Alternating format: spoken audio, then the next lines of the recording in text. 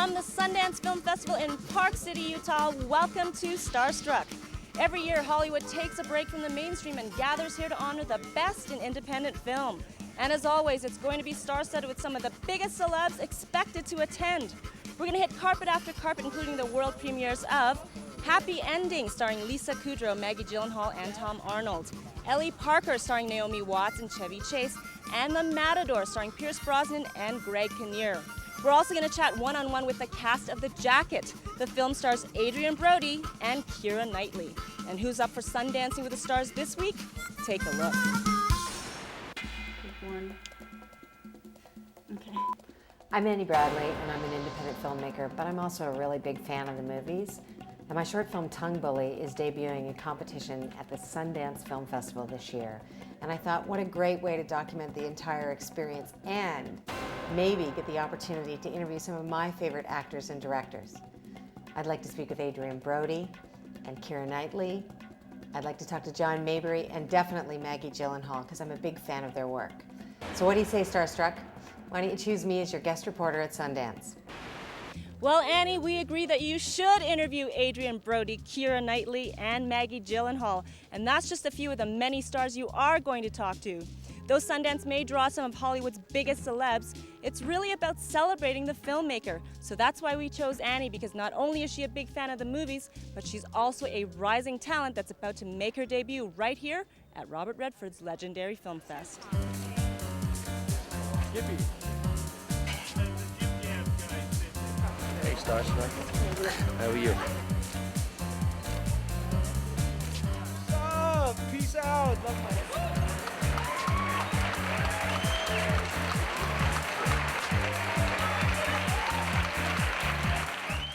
This festival was conceived and it's sustained and maintained as a festival for the filmmakers. It's really a festival about different voices in film that really reflect, maybe a little bit more accurately, the world that we live in. And it's done so from their point of view, and that's what we're really celebrating.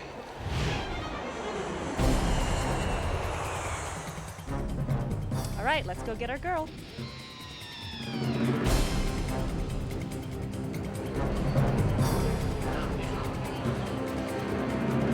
All right, I think I've spotted her. Come on.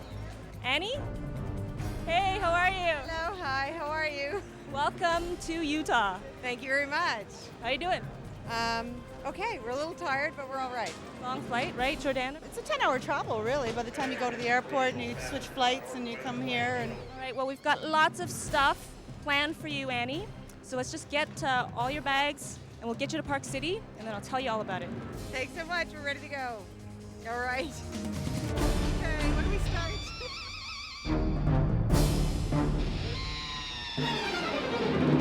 Okay, let's do it, Starstruck.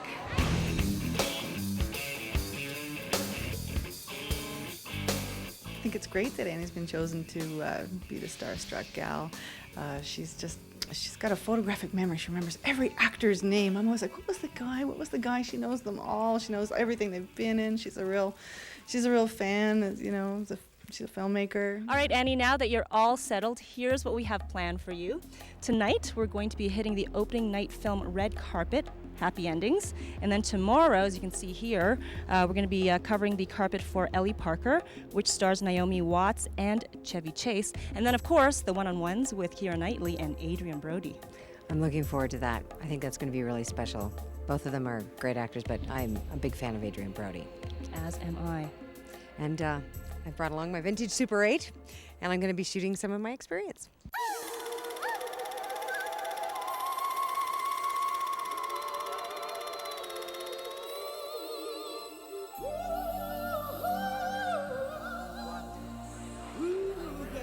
We're at festival headquarters, and it's a hub of energy here. People are wheeling and dealing all around us as we speak. Annie, you just got your filmmaker's industry pass, but of course you're doing double duty, so now I'm going to take you over to get your media pass.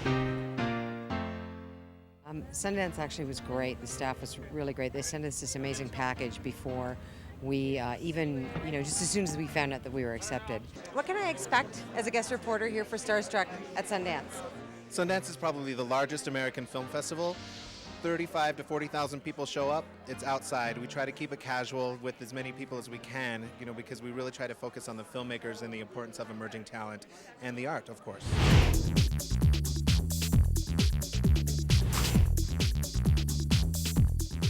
And here we are at the premiere of Happy Endings, starring Lisa Kudrow, Maggie Gyllenhaal, and Tom Arnold.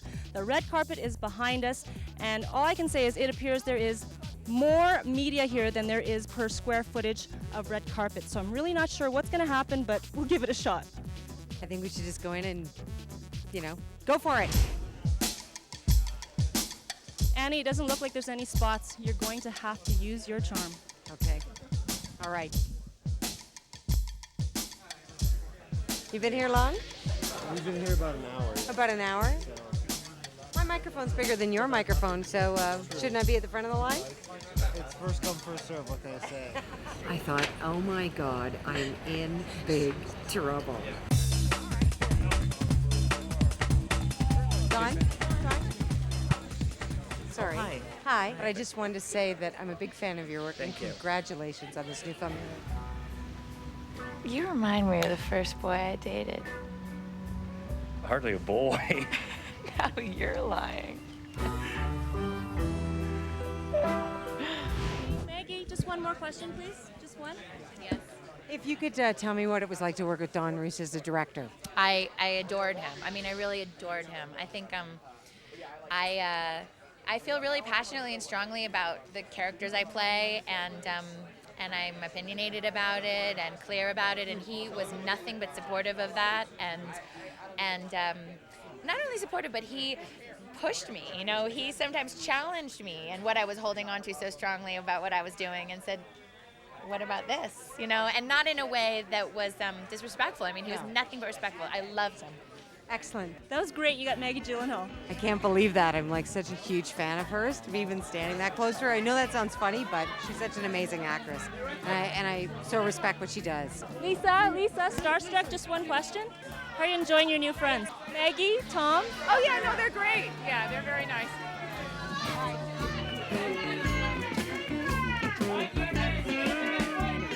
So chaotic and so insane. And when you're in the middle of it, it's so different than seeing it on TV or something like that. So I was really worried about it all, but I'm not so worried about it now. It seems, I mean, you don't. See, it was kind of overwhelming. I think you might be a little starstruck. I think you might be right.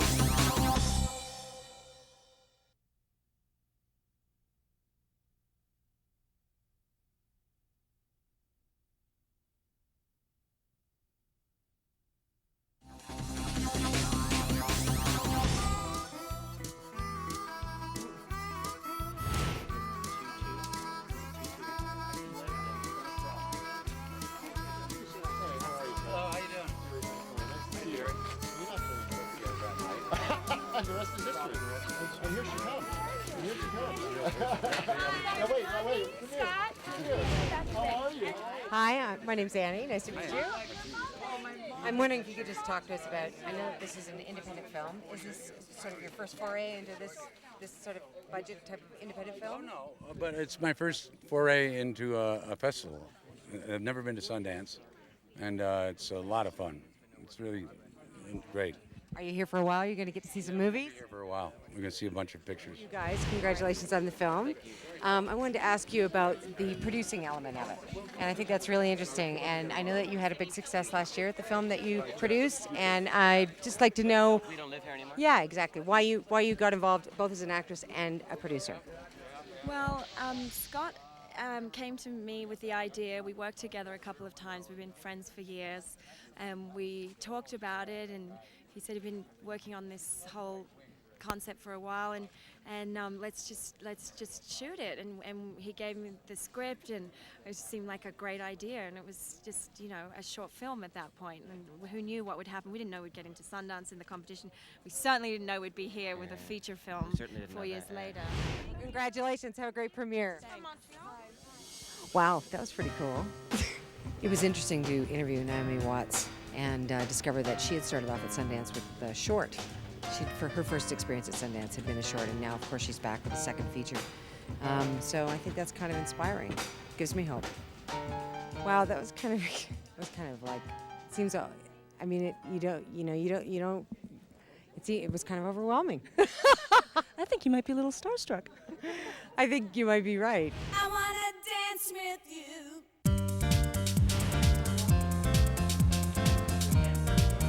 We're in the Prospector Theater, moments before they're opening the doors, and this is the first screening of Tongue Bully. Tongue Bully is a film shot in Havana, Cuba, which features the poetry and choreography of two-time Dora Award winner Leigh E.A. McNichols.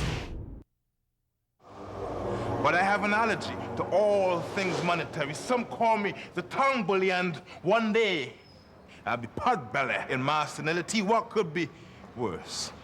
I tell you, I'm cursed. You want freedom? You gotta rehearse.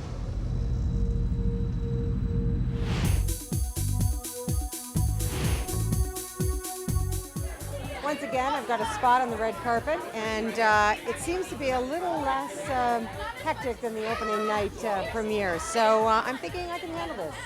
It'll be all right. Director Richard Shepard's on his way.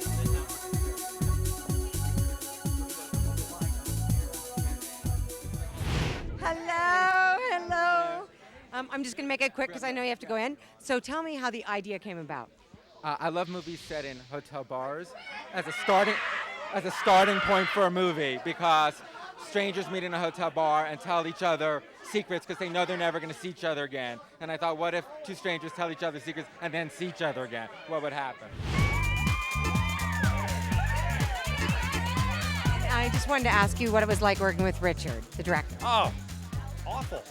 Awful. Richard Shepard is a pain in the ass, and let me be the first to tell you, no, he's a wonderful guy, really talented, and wrote a dynamic script, a really interesting story that brings in a lot of different elements, and he's funny and he's interesting, and he did a great job with the movie. So. He's lovely. He's really nice, and he loved the director, and that's a great sign with an actor. Sundance is a place that I've wanted to come to for many years, so I'm very proud to be here tonight with the MATADOR. And it is the breeding ground for young filmmakers in America. It was created by one of America's foremost actors, stars, Robert Redford. And because of his illustrious career and his commitment to movie making and storytelling, has always attracted some of the finest. So that's my job, and here I am finally here. Generally, I would say it all went down pretty smoothly. And that was your final red carpet for this show, so congratulations, you did a very good job. Thank you. I'm so glad that's over. I saw the film, and I thought it was very brave. It was a very... Is that good or is that bad? No, I think that's great. Okay.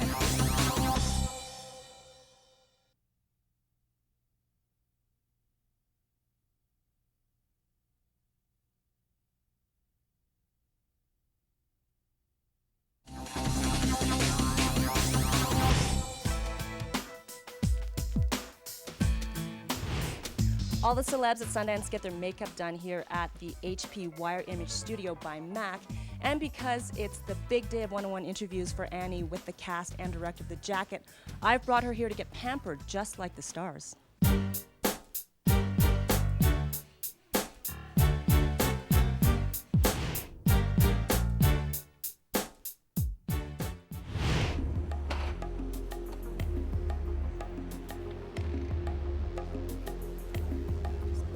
So I wonder how you felt about the transition from short films to full-length features, and if you found that difficult or satisfying. Or I've been making experimental movies for like 25 years, and I made music videos for a while to finance that work. And I knew that I needed to make a kind of...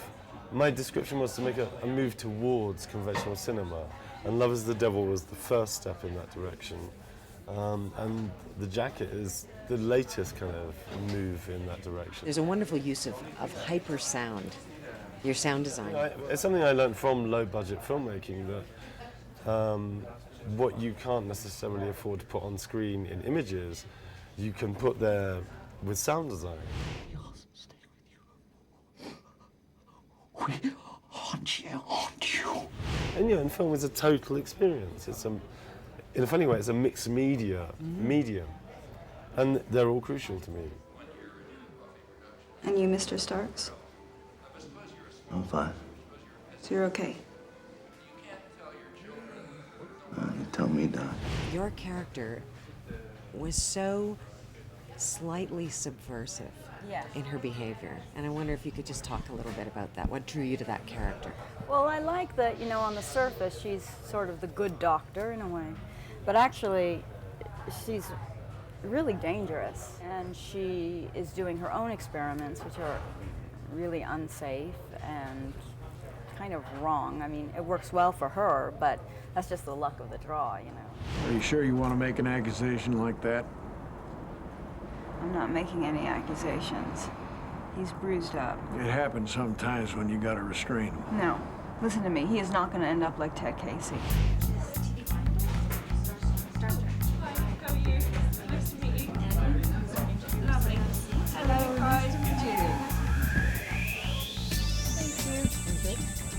Oh, right. Don't forget my microphone. I know. Okay. I saw the film, and I thought it was very brave. It was a very... Is that good or is that bad? No, I think that's great. Okay, cool. I think it was, first of all, it was very unlike anything you've done before. Yes.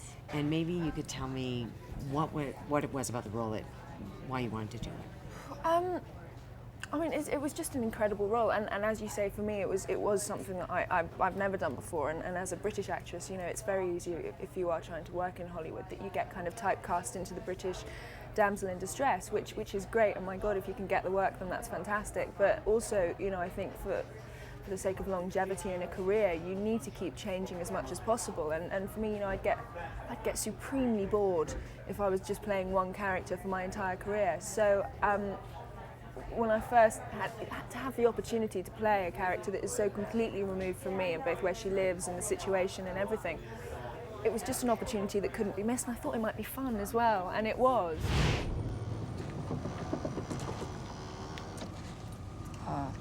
In case you hadn't figured, it's Christmas Eve. You're never gonna get a cab here. Thanks.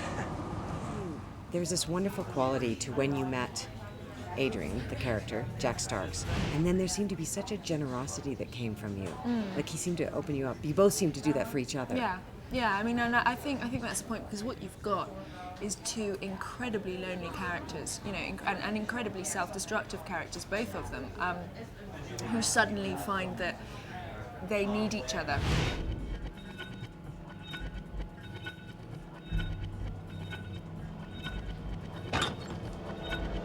Are you hoping to do more independent films like this? Oh, absolutely. For me, who did spend, pretty much a year doing the big budget kind of Hollywood bling fest, which is amazing. And I love going to the movies and watching that kind of thing, these sort of huge epics. But to suddenly come back and do a really character-driven piece where you feel that you've got a chance to truly create something, and that actually, as an actor, you have the power to create something, is an amazing thing, and certainly something that I want to keep doing a lot of. Hey, Starstruck. This is Annie. Hi, Annie. I'm really an actor. I know. But I'm not really a spokesman. So maybe we'll do all right. We'll do all right, I Show that think. up in there. The amnesia allows Jack Starks to be, as you said, this clean slate. And it was remarkable to see someone that was experiencing life in the now, every moment. That's true, because he wasn't bound by his past, and we are all somehow bound by past events because it shapes our lives. And when you lose that, it's about figuring out who you are. So for me, I wanted to find the key kind of inherent qualities that make this man who he is, and he has this great sense of humor as well, and this kind of weird, surreal approach to things that I like.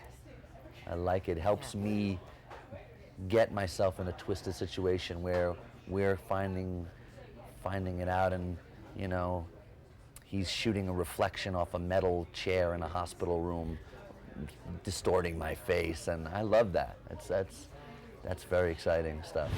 It was an amazing opportunity to be able to sit down with them one-on-one. I mean, when am I going to get to do that? Hopefully in the future as a director with a feature of my own. I would never have been able to have the opportunity to sit down with these actors and John Maybury if I hadn't have been involved in the STARSTRUCK show. So this has like been a huge payoff for me. It's been great. Well, it's certainly been an incredible few days. So what did you think about trading in your filmmaker's hat and stepping in front of the camera and guest reporting for STARSTRUCK? Did you enjoy that? I did. I'd like to thank you guys very much for being so patient with me. I think in the future, you know, I'll probably stick to directing. It's what I love the most. Well, speaking of the future, best of luck, and you never know, maybe someday you'll be on the other side of the carpet and we'll be interviewing you on STARSTRUCK. Let's keep our fingers crossed. Fingers crossed. Next week, we're back here at Sundance, and you can look forward to a one-on-one interview with David Schwimmer and Keanu Reeves on the red carpet. And as always, if you want to be on STARSTRUCK just like Annie, all you have to do is just send in your video submission, and you'll find our mailing address on our website at iamstarstruck.com. We'll see you next week. Hey, STARSTRUCK. How are you? How you doing? Good to see you. What's up? Peace out. Love my head. Hello, I'm Keira Knightly, and you're watching STARSTRUCK. Hey, check it out, a star sighting, Laura Marano, the star of The Jacket, of course, along with Adrien Brody and Keira Knightly. Hi, STARSTRUCK. Wow, that was kind of like, seems off. I mean, it was kind of overwhelming. I think you might be a little starstruck. I think you might be right.